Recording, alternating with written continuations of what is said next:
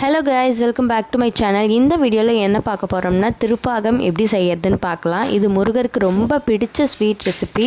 கந்தசஷ்டி விரதம் இருக்கிறவங்க கண்டிப்பாக விரத நாட்களில் இது ஒரு நாளாவது சாமிக்கு நெய்வேத்தியமாக வச்சு செஞ்சு பாருங்கள். இது செய்யறதுக்கு நான் 1 டம்ளர் கடலை மாவு எடுத்திருக்கேன். எந்த டம்ளரால் நம்ம ஃபஸ்ட்டு மெஷர்மெண்ட் எடுக்கிறோமோ அதே டம்ளரால் எல்லா இன்க்ரீடியண்ட்டும் மெஷர் பண்ணிக்கணும். ஒரு பாத்திரத்தை அடுப்பில் வச்சுட்டு அது ஈரலாத ட்ரை பண்ணி எடுத்துக்கலாம். அதுக்கப்புறமா நம்ம எடுத்து வச்சுருக்க கடலை மாவை அடுப்பை சிம்மில் வச்சுட்டு அதை ட்ரை ரோஸ்ட் மாதிரி பண்ணணும். ரொம்ப ரோஸ்ட் பண்ணிடக்கூடாது. அதோட பச்சை வாசனை போகிற அளவுக்கு ரோஸ்ட் பண்ணால் போதும். இது திருச்செந்தூரில் சூரசம்ஹாரம் செய்கிற அன்னைக்கு கொடுக்குற பிரசாதம். முருகனுக்கு ரொம்ப பிடிச்சது. கண்டிப்பாக வீட்டில் ஒரு நாள் ட்ரை பண்ணி பாருங்கள். கண்டசஷ்டி விரதம் இருக்கிறவங்க கண்டிப்பாக இதை ஒரு நாள் ட்ரை பண்ணி சாமிக்கு வச்சு படைச்சு பாருங்கள். நீங்கள் வேண்டினது கண்டிப்பாக நிறைவேறும். முக்கியமாக கந்தசஷ்டி விரத நாட்களில் 6வது நாளான சூரசம்ஹாரம் நாள் அன்னைக்கு இந்த ஸ்வீட் ரெசிபி வச்சு படைக்கலாம். ஏன்னா அன்னைக்கு முருகர் ரொம்ப உக்கிரமாக இருக்கிறனால அவருக்கு பிடிச்ச ஸ்வீட் மாதிரி செஞ்சு ஏதாவது வச்சு படைக்கணும். சக்கரை பொங்கல், தயிர் சாதம், அப்படி இல்லைன்னா இந்த ஸ்வீட் ரெசிபி கூட வச்சு படைக்கலாம். இப்போ இது நல்லா ரோஸ்ட் ஆகி அதோட பச்சை ஸ்மெல்லாம் போயிடும். இப்போ அடுப்பை ஆஃப் பண்ணிவிட்டு பாத்திரத்தை கீழே இறக்கி வச்சுட்டு அதுக்கப்புறமா பால் ஊற்றி கிளறிக்கலாம். அடுத்து நம்ம கடலை மாவு எடுத்தோம்ல, அந்த டம்ளரில் 1.5 டம்ளர் அளவு பால் எடுத்து இப்போ நம்ம ரோஸ்ட் பண்ணி வச்சுருக்க கடலை மாவில் கொஞ்சம் கொஞ்சமாக சேர்த்து கட்டி இல்லாமல் நல்லா கலந்து விட்டுக்கணும்.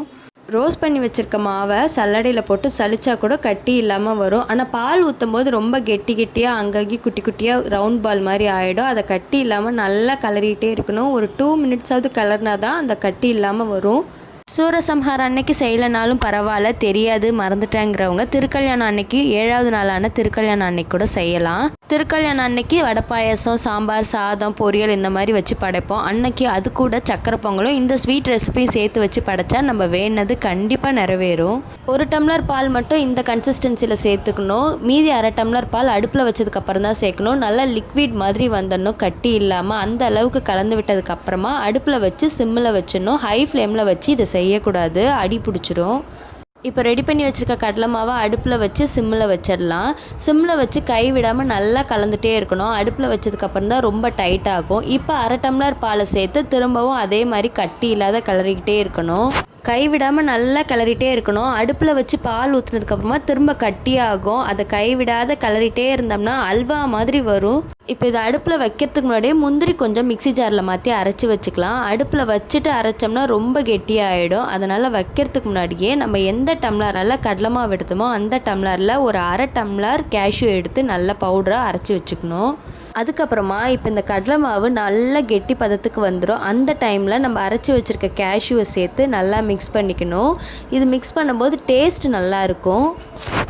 கேஷ்யூ சேர்த்து கிளறும்போது கொஞ்சம் டைட்டாக இருக்க மாதிரி இருக்கும். லைட்டாக நெய் சேர்த்து 1 ஸ்பூன் அளவுக்கு நெய் சேர்த்து கிளறுனா கொஞ்சம் வானலில் ஒட்டாமல் வரும். அதுக்கப்புறமா கடலை மாவு எடுத்த டம்ளர்லேயே 1 டம்ளர் அளவுக்கு சர்க்கரை எடுத்திருக்கேன். ஃபஸ்ட்டு நான் 3/4 டம்ளர் தான் போட்டேன். அதுவே ஸ்வீட் கொஞ்சம் ஓகேவாக இருக்க மாதிரி தான் இருந்துச்சு.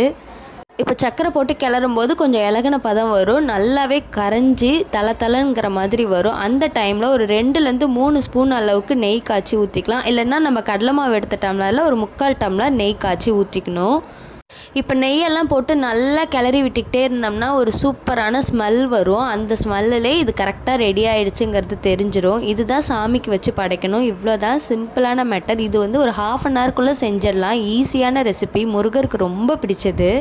கந்தசஷ்டி விரதத்தில் தான் இது செய்யணும்னு இல்லை, முருகருக்காக வேண்டி எந்த விரதம் இருந்தாலும் அன்னைக்கு இது வச்சு படைக்கலாம். கண்டிப்பாக டேஸ்ட் நல்லா வரும் முருகருக்காக செய்கிறதுனால. நீங்களும் ஒரு வாட்டி ட்ரை பண்ணி பாருங்கள். சிம்பிள் ரெசிபி தான். ட்ரை பண்ணி பார்த்துட்டு கமெண்டில் ஸ்வீட் ரெசிபி எப்படி டேஸ்ட் இருந்ததுன்னு சொல்லுங்கள். இன்னொரு வீடியோவில் பார்க்கலாம். பாய்.